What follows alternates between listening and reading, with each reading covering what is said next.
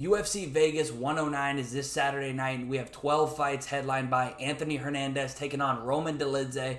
I'm going to be going through each and every fight, as always, starting at the bottom, working my way to the top, giving a quick pick in all my bets on this entire card. If you want a full, more in-depth breakdown, I went about 40 minutes earlier this week. You can check that video out on my channel. I posted it Tuesday. Or you can check out last night's episode of Wager Wars.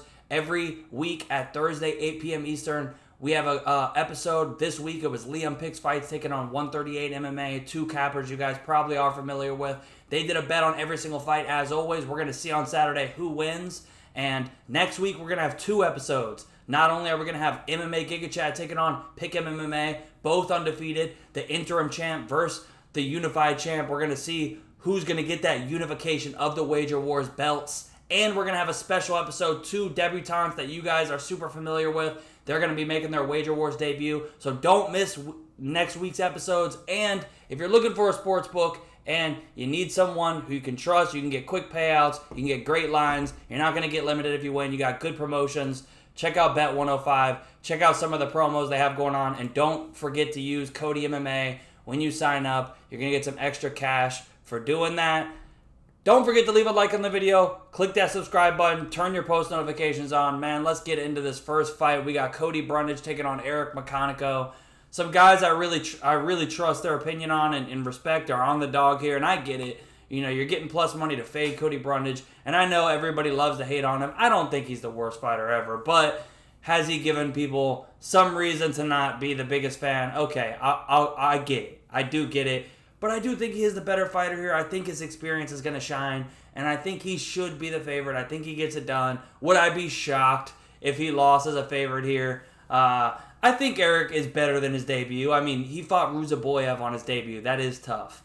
So this is a more winnable fight. I will stick with the favorite, Cody Brundage. But, you know, it's a close line for a reason. But we can move on to the next fight. We got a pretty sizable favorite in Gabriela Fernandez taking on Juliana Stoliarenko, grappler versus striker, judo, you know, armbar specialist. I mean, literally 10 of her 11 wins are by armbar.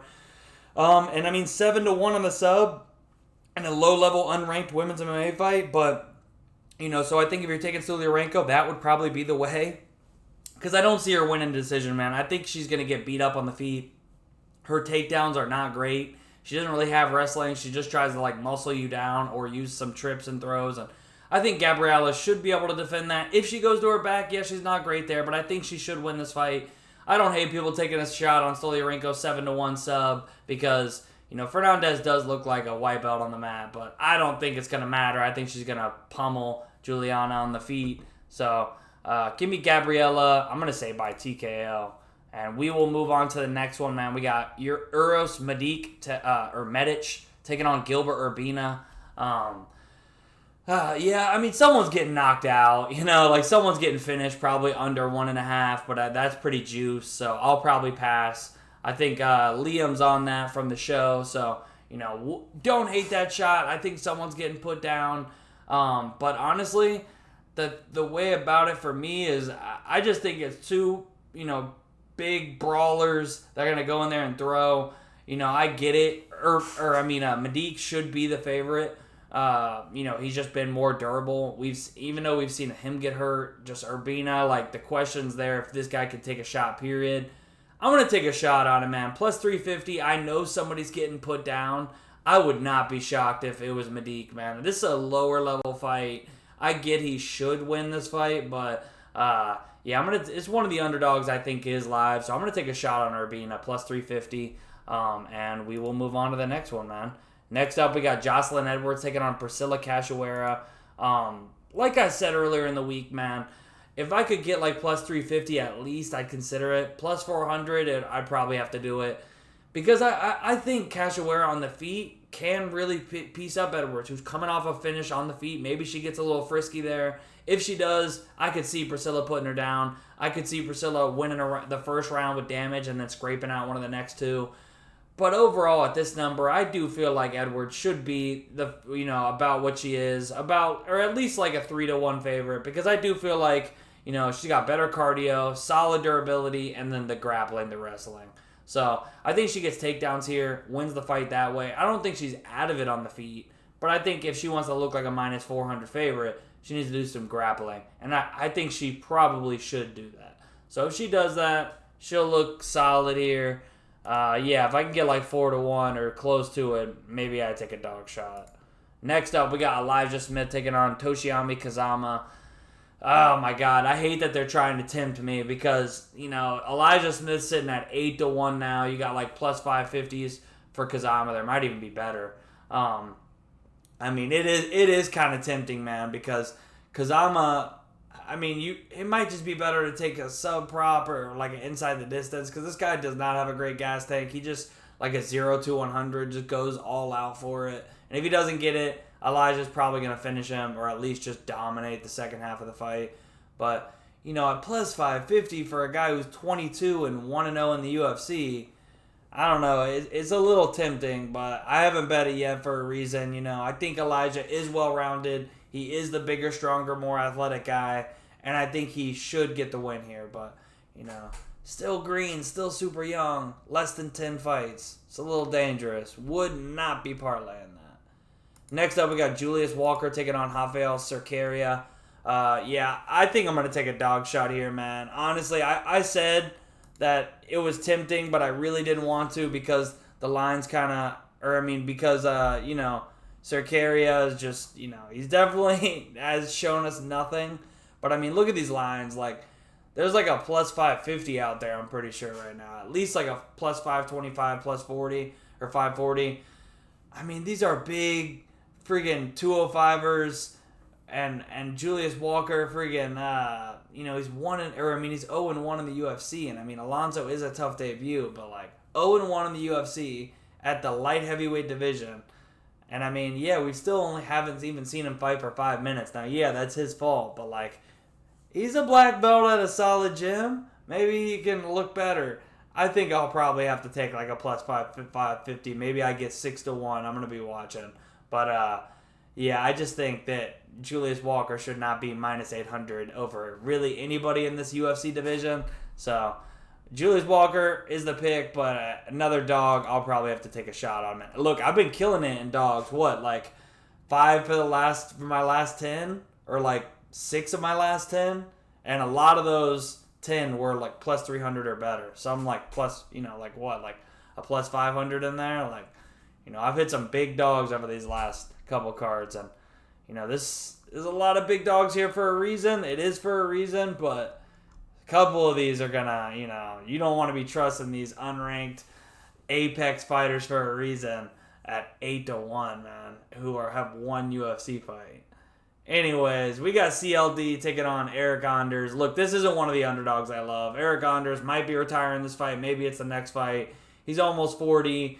CLD's bigger, more athletic, in his prime. I'm pretty high on CLD. People are giving him shit for the last performance. Hey, look, he did what he had to do. He got it done. It is what it is, man. I don't think he even felt like taking any risks. I just think Eryk Anders is outgunned here, man. I don't think he's going to be able to wall install him or make this ugly. I think CLD's got him covered here, so... Should it be what it is at this line? Probably not. But in 2025, that's just the new reality. It's not an underdog that I want to take a shot on.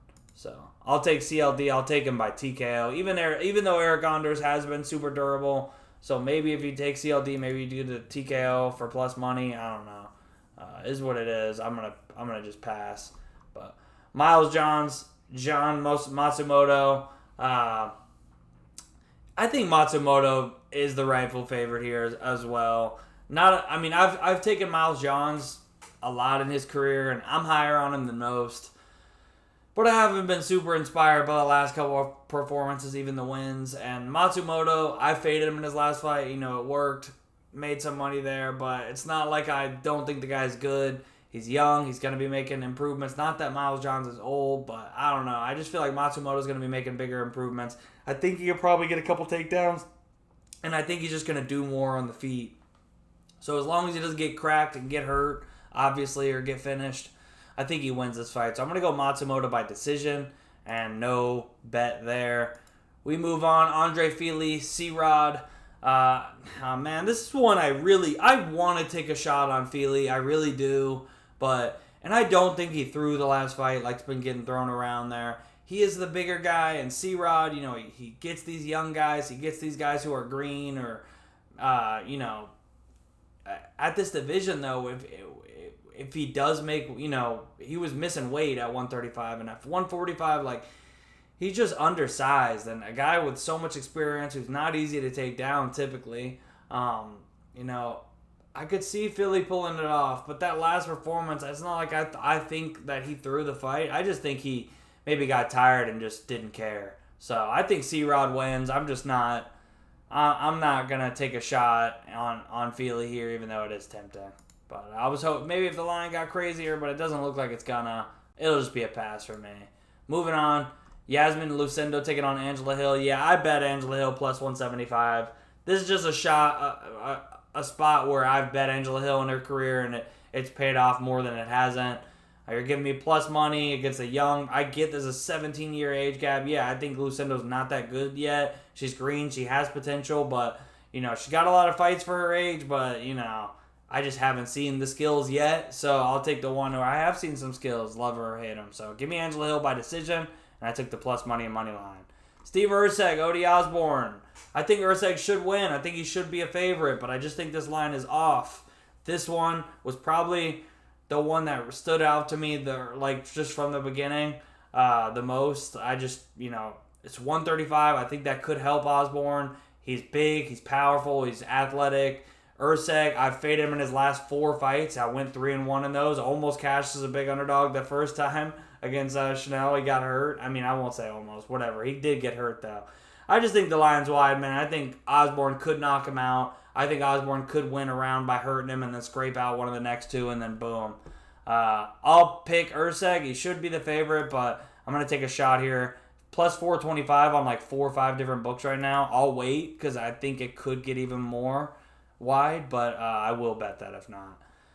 Roman Dolidze, Anthony Hernandez. Look, I've been on Hernandez his entire career, but I think Dolidze is tough, and this line, the bookies are finally figuring out how good Fluffy is. I think he could potentially beat anybody in the division. I think DDP and Kyle and, Hamzat, those are some freaking tough matchups, but, maybe Hamzat, he could drown him. But anyways, Dolidze's tough, and at this line, I don't hate a lot of people taking shots on like plus 270 Dolidze. That's solid, but he's got power, he's got some submissions, we've seen Anthony get hurt, we've seen him lose early rounds, so if it gets late, you got to think Hernandez takes over. But hey, can't knock anybody taking a dog shot. I'll pass on this one, and that'll be it for me, though. I will pick Anthony Hernandez to get it done. I'm going to say submission in the later rounds, like the third or fourth round.